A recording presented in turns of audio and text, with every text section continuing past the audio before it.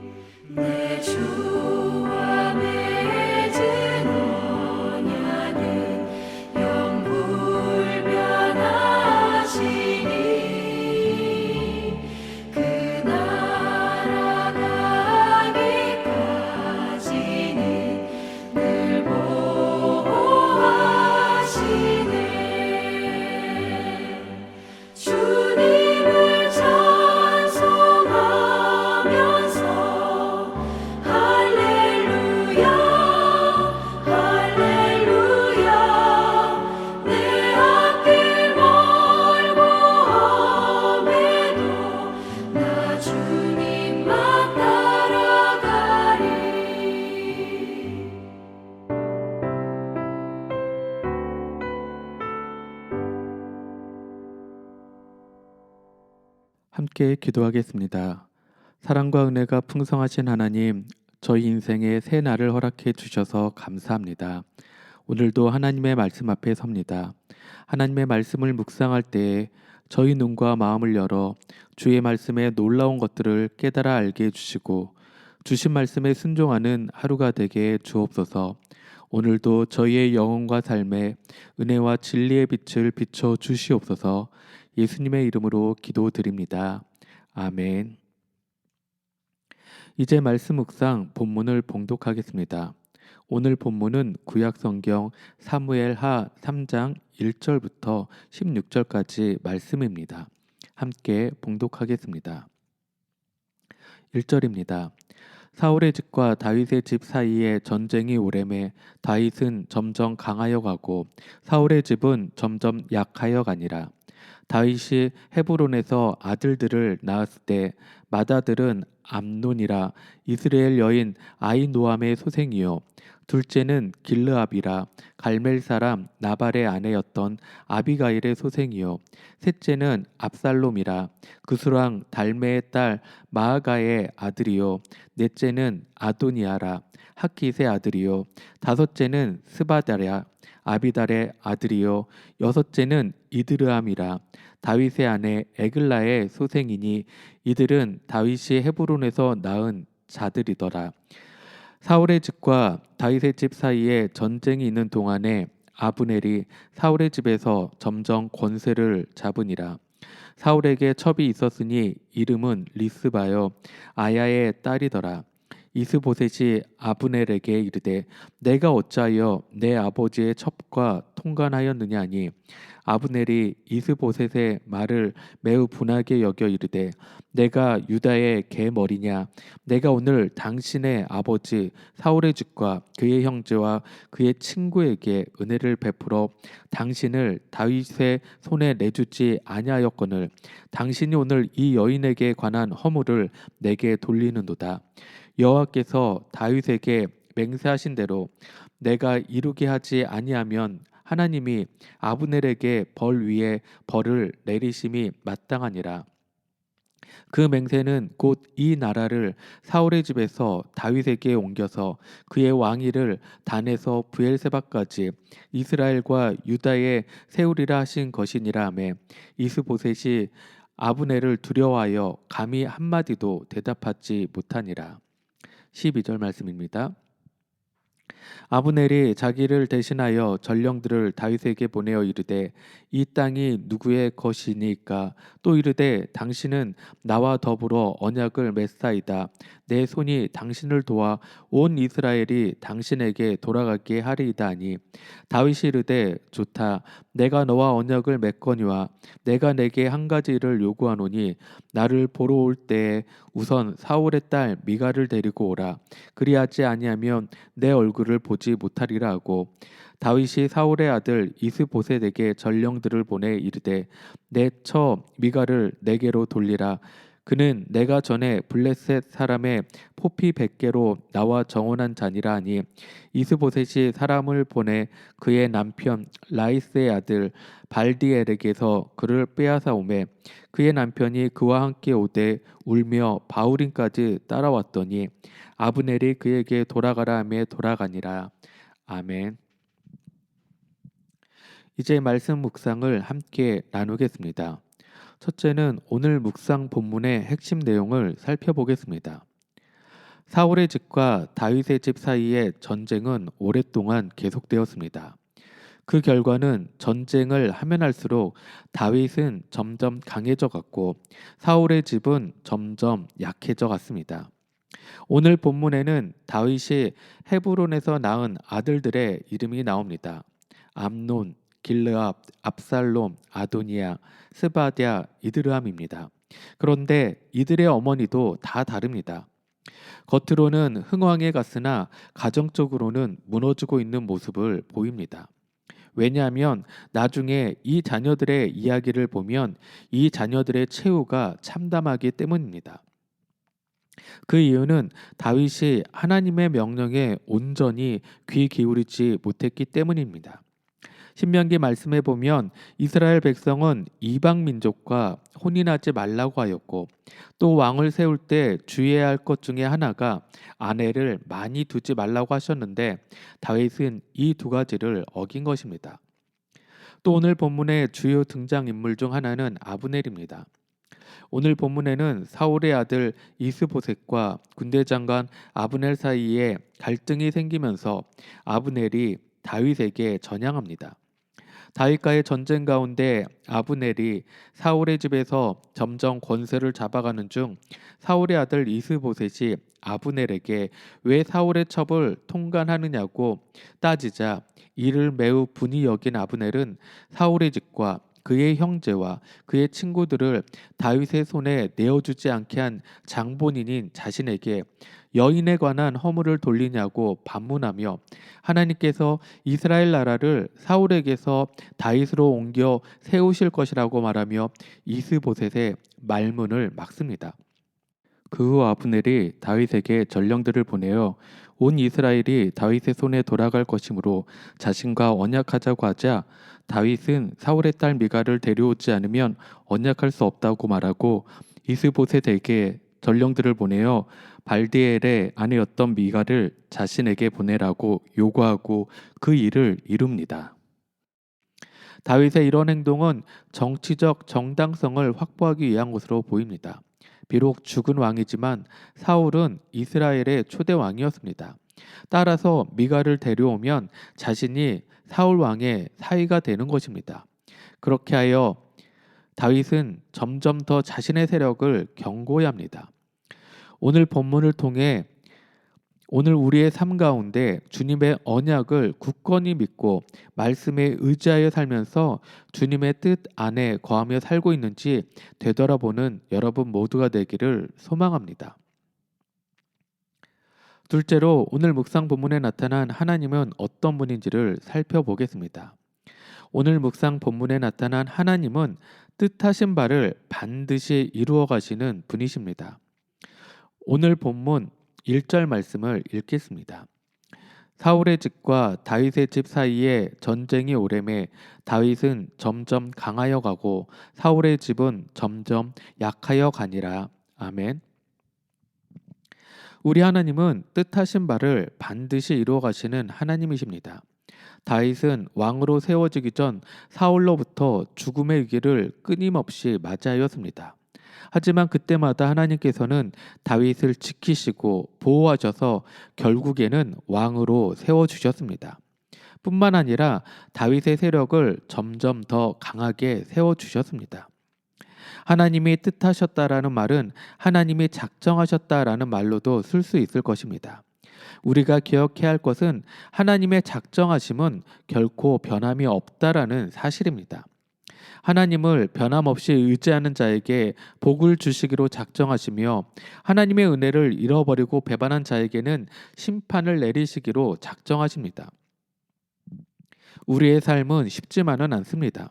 하지만 삶이 어렵다고 하여 하나님을 배반하는 것이 아니라 힘들 때일수록 하나님밖에 없음을 기억하고 하나님을 더욱 붙잡아야 합니다. 하나님만이 우리의 도움이 되시기 때문입니다. 내 뜻대로 안 되지만 하나님의 뜻대로는 됩니다. 하나님의 뜻은 일정하기 때문입니다. 하나님의 뜻은 너무도 완전하여서 변치 않기 때문입니다. 하나님의 뜻은 그 누구도 돌이킬 수 없습니다. 우리 삶에 다가오는 고난도 하나님의 뜻을 막을 수 없습니다. 도리어 그 고난이 하나님의 뜻을 이루는 도구가 될 것입니다. 그러기에 뜻하신 바를 반드시 이루시는 하나님을 믿고 의지하며 우리 각자에게 주신 언약의 말씀을 붙들고 하나님의 뜻을 이루며 살아가는 여러분 모두가 되시길 주님의 이름으로 축원합니다. 마지막으로 오늘 말씀 묵상이 나에게 주는 교훈과 메시지를 살펴보겠습니다. 오늘 나에게 주는 교훈과 메시지는 참된 성도는 겸손함으로 주님을 붙들고 살아가는 자라는 것입니다. 오늘 본문 8절 말씀을 함께 읽겠습니다. 아브넬이 이스보셋의 말을 매우 분하게 여겨 이르되 내가 유다의 개 머리냐 내가 오늘 당신의 아버지 사울의 집과 그의 형제와 그의 친구에게 은혜를 베풀어 당신을 다윗의 손에 내주지 아니하였거늘 당신이 오늘 이 여인에게 관한 허물을 내게 돌리는도다. 아멘. 오늘 본문 가운데 가장 눈에 띄게 보이는 인물이 있습니다. 바로 아브넬입니다. 아브넬은 사울 왕의 사촌으로 아주 유능한 군대 장관이었습니다. 그는 사울이 죽은 후에도 다윗의 왕권을 인정하지 않고 사울의 아들을 왕으로 세울 만큼 사울 편이었습니다. 사울의 아들 이스보셋은 당연히 자신을 왕으로 세워준 아브넬을 의지하려고 했을 것입니다. 그런 상황 가운데 아브넬의 세력은 점점 커졌을 것입니다. 그러면서 아브넬의 교만은 점점 끝이 없을 정도로 극에 달했습니다. 오늘 본문에 보면 아브넬은 자신이 이스보셋에게 은혜를 베푼 자라고 말합니다. 자신이 이스보셋을 다윗으로부터 지켜주었다고 말합니다. 여인 문제로 이스보셋과 아브넬의 갈등이 심해졌을 때에도 이스보셋을 배신하고 다윗에게 전령들을 보내서 자신의 손이 다윗을 도울 것이라고 말합니다. 모든 것의 중심이 자기 자신입니다. 내가라고 자신이 모든 것을 해냈고 앞으로 할 것이라고 말합니다. 하지만 그런 아브넬의 끝은 비참합니다. 자신의 능력만을 유지했던 아브넬은 결국 요압에 의해 죽임을 당하게 됩니다. 아브넬은 하나님의 백성이었음에도 하나님을 붙잡고 살지 않고 자신의 능력만을 붙잡고 산 어리석은 사람이었습니다. 뛰어난 능력을 가지고 있음에도 그 능력만을 유지하였기에 실패한 자가 되었습니다. 높아지면 높아질수록 더욱 하나님 앞에 겸손하여져야 하는데 그렇지 않은 것입니다. 여러분, 성공한 삶을 살고 싶으십니까? 그 비결은 겸손함으로 낮아지는 것입니다. 그것이 우리 주님께서 우리에게 보여주신 일입니다. 하나님의 아들 예수 그리스도께서 낮아지심으로 이 땅에 오시고 십자가 고난을 받으시고 죽임을 당하신 것은 모두 우리 연약한 인생들을 위한 것이었습니다. 이 주님의 스스로 낮아지심을 통해 우리 인생이 죄와 죽음에서 벗어나게 되었습니다. 이것이 기독교 신앙의 신비입니다. 그리고 무엇보다 그 주님이 우리를 변함없이 사랑해 주신다는 것입니다. 주님은 끝까지 우리를 사랑하십니다. 그러기에 우리는 오직 주님께만 소망을 두고 겸손함으로 끝까지 주님을 붙잡는 자들이 되어야 합니다.